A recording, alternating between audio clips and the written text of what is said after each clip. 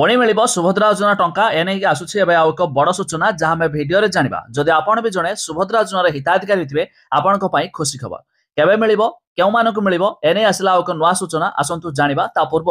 Video को like करूँ subscribe करते सब्सक्राइब कर पाखर घंटी चिन्ह को दबाई दिंतु।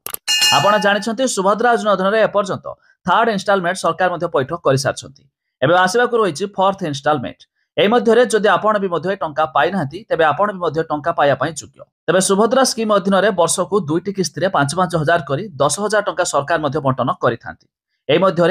सरकार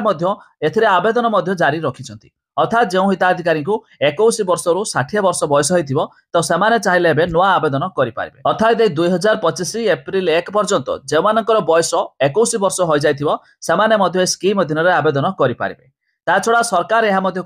कौन स्कीम अधीन कौन गर्ल्स जदि कॉलेज रे पढ़ुंट से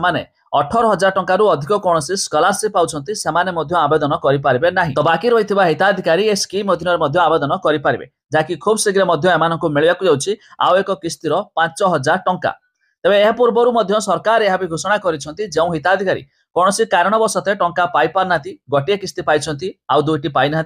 2टी पाई आउ गोटे पाई ना तो जितेबाला चतुर्थ इन्स्टॉलमेंट आसो से एका बेले से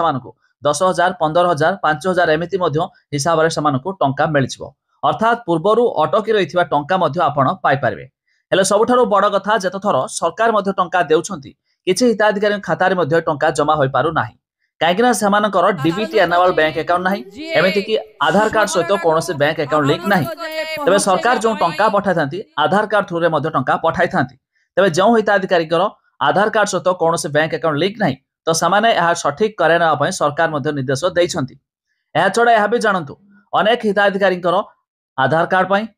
राशन कार्ड पाई एमिति कि आईटीआर फाइल पाई क्षेत्र में सामानकर नाम कटिथिला तबे यहाकु सरकार आउ थरे तर्जमा करिया परे किछि लिस्ट जारी होईछि जहाँकि सेमानकु आसबाक जाउछि सुभद्रा किस्तीर टंका। तबे आपण चाहिले यार वेबसाइट विजिट करि परिबे आपण चाहिले यार लिस्ट देखि परिबे जार लिंक आमे डिस्क्रिप्शन लो देइछु आपण माने जाय चेक कराई दियंतु।